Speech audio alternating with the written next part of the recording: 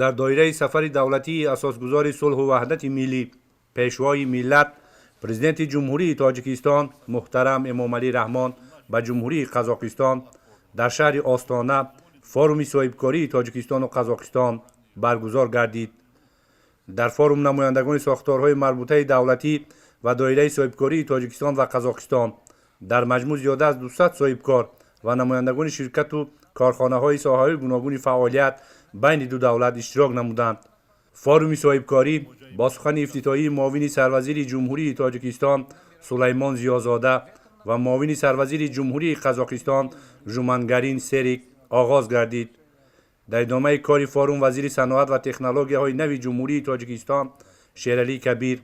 وزیر کشاورزی قربان حکیمزاده، رئیس کمیته دولتی سرمایه‌گذاری و اداره اموال دولتی صادق قادرزاده و رئیس کمیته حفظ محیط زیست بهادر شیرعلی زاده امکانات و شرایط سرمایه‌گذاری و همکاری را بین تاجیکستان و قزاقستان در ساحه‌های صنعت و تکنولوژی‌های نو، کشاورزی، حفظ محیط زیست، صادرات، بنیاد کارخانه‌های مشترک، مرکزهای لوجستیکی و مرکزهای تقسیمات یک لخت معرفی نمودند. ضمن فوروم جانب‌ها برای بنیاد کارخانه‌های مشترک استحصالی در منطقه‌های آزاد اقتصادی تاجیکستان از جمله در منطقه آزاد اقتصادی کولاب با سرمایه‌گذاری جانب قزاقستان به موافقه رسیده شرطنامه‌های درازمدت به امضا رسانیدند که باوری و اعتماد واقعی دایره صاحبکاری و شرکت‌های تجارتی قزاقستان را برای سرمایه‌گذاری به اقتصادیات تاجیکستان ثابت می‌نماید. طبق موافقه جانب‌ها همچنین در ساحه‌های صنعت کوهی و متالورژی نیز شرطنامه‌های درازمدت امضا نموده مبادله مالی محصولات انجام می‌دهند. هدف برگزاری فوروم مذکور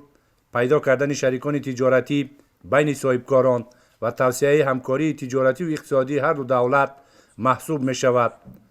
در دایره فوروم به اشتراکچیان فضا و امکانات سرمایه‌گذاری در ساحه‌های صنعت،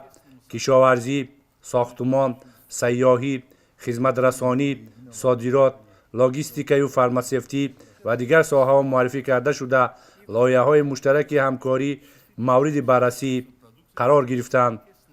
همزمان در دایره فوروم واخوری‌های دو جانبه صاحبکاران هر دو دولت در شکل صاحبکار با صاحبکار و بخش دولتی و خصوصی هر دو جانب دایر گردیده از نتیجه واخوری‌ها نزدیک 40 سند همکاری با مبلغ بیش از 2.6 میلیارد دلار در سمت بنیاد کارخانه‌های مشترک،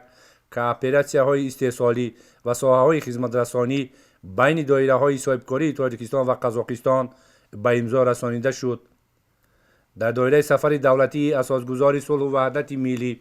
پیشوای ملت، پرزیدنت جمهوری تاجیکستان محترم امامعلی رحمان به جمهوری قزاقستان همچنین جلسه سوم شورای کاری تاجیکستان و قزاقستان برگزار گردید که هدف از برگزاری آن بررسی وضع و دریافت راه و اصولهای نو و ثمره بخش همکاری تجارتی و اقتصادی بین دولتی بود. در کار شورا رئیس کمیته رشد سیاحی نزد حکومت جمهوری تاجیکستان کمال‌الدین مومنزاد، دیرکتور اگنتی صادرات بحرالدین سیراجی زاده و رئیس پالات سودا و صنعت جمهوری تاجیکستان جمشید جورخانزاده برآمد نموده دایر به افضلیت‌های همکاری و سرمایه‌گذاری در ساحه‌های تجارت و اقتصاد، سیاحی و صادرات و لوجستیک تکلیف و پیشنهادهای سودمند بیان نمودند.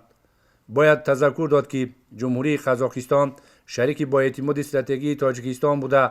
در بین شریکان تجارتی خارجی تاجیکستان از روی تبادل مال در جای دوم قرار دارد. در مناسبت‌های تاجیکستان و قزاقستان امکانیت و شرایط مساعد برای تحکیم همکاری اقتصادی فراهم بوده گردش مال و محصولات بین دو دولت در یک سال اخیر 263 میلیون دلار امریکایی یا بیشتر از 20% افزوده قریب 1.5 میلیارد دلار امریکایی را تشکیل می‌دهد.